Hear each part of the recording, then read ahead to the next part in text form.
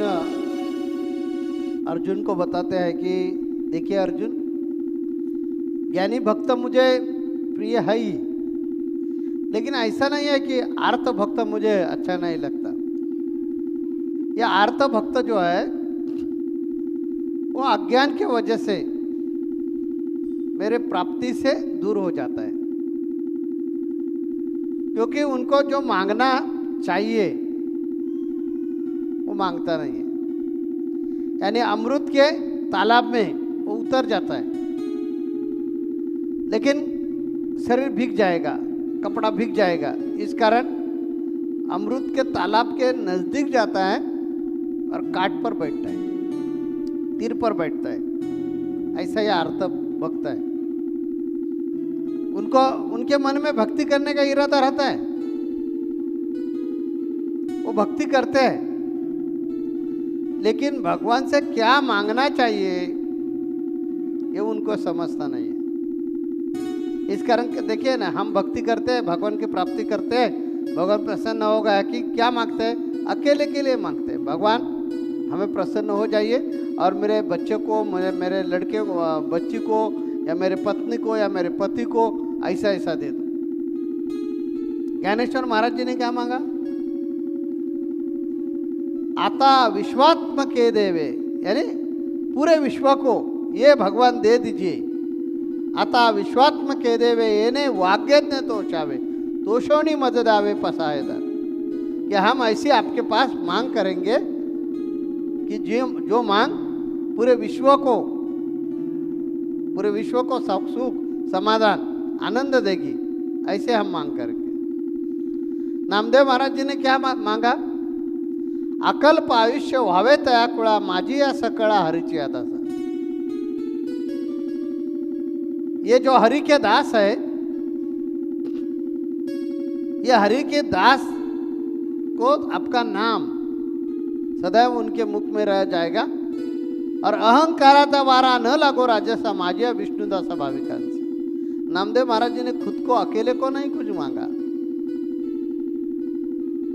इस कारण वो ज्ञानी भक्त है। आर्त भक्त कैसे है? खुद के लिए मांगते हैं। हम क्या मांगेंगे? ये भगवान हमें कभी भी अहंकार नहीं आना चाहिए। और संत कैसे मांगते हैं? पूरे विश्व को मांगते हैं, क्योंकि पूरे विश्व में हम सभी हैं, हम ही हम हैं। हम संकुचित विचार से भगवान के प्राप्ति के लिए प्रयत्न करते हैं। सागर जैसा विचार करना चाहिए। हमने क्या सिखाया कि हमारी जो संकुचित बुद्धि है वो संकुचित बुद्धि कम होना चाहिए। इसी कारण हमने क्या बताया? आप जियो और दूसरों को जीने में सहायता करो। संत के पास आकर यह फायदा होता है।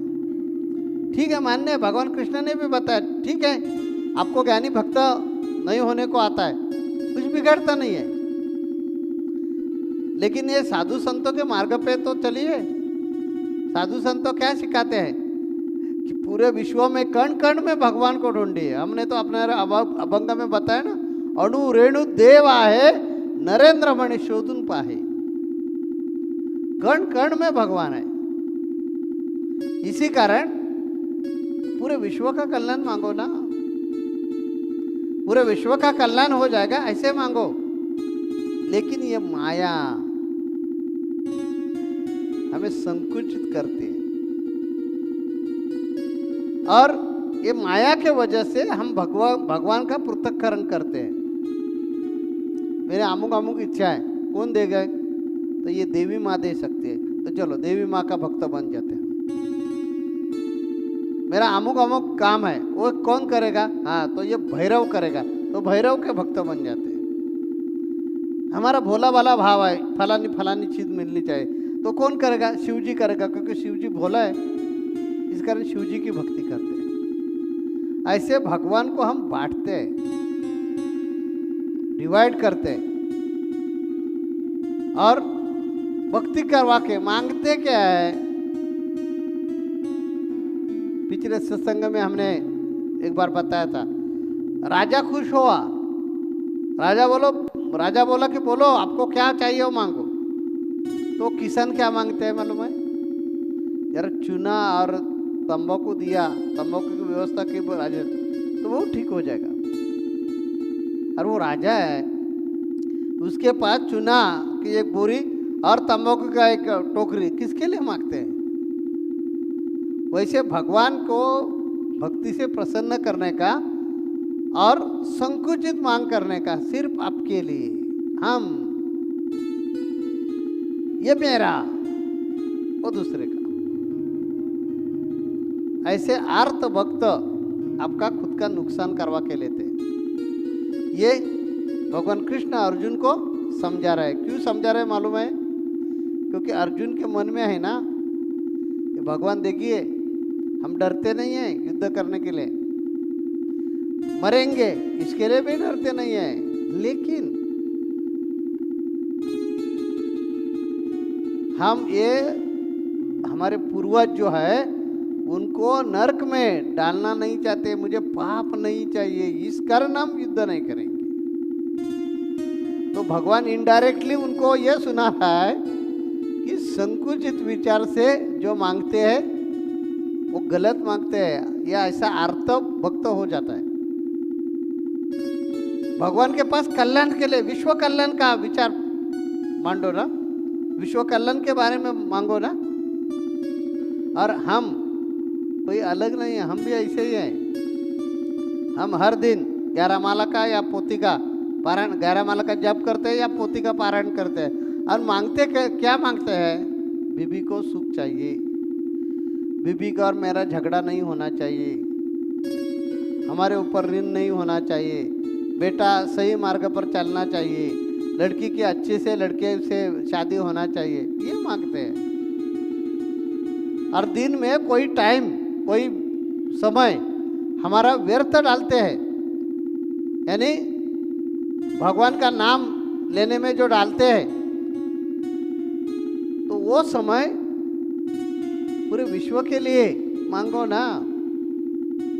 हे भगवान, ये विश्व में जितने लोग हैं उनको सबको सुखी करो, ऐसे मांगा तो आपका क्या खर्चा होने वाला है? लेकिन नहीं, हमारे में अहंकार है और अहंकार हमें शूद्र बनाता है। हम सुखी हो गए लेकिन पड़ोसी वाला नहीं होना चाहिए। हाँ, कितना शूद्र विचार देखिए हमारे मन में। हम सुखी होना चाहिए, हमें गाड़ी घोड़ा चाहिए, ये भगवान मुझे अमुक दे दो। अरे पड़ोसी वाले को मिला तो आपका क्या जाने वाला है क्या? लेकिन ऐसा विशाल अंतःकरण हम करते नहीं है। क्यों नहीं करते? उसका कारण है अज्ञान।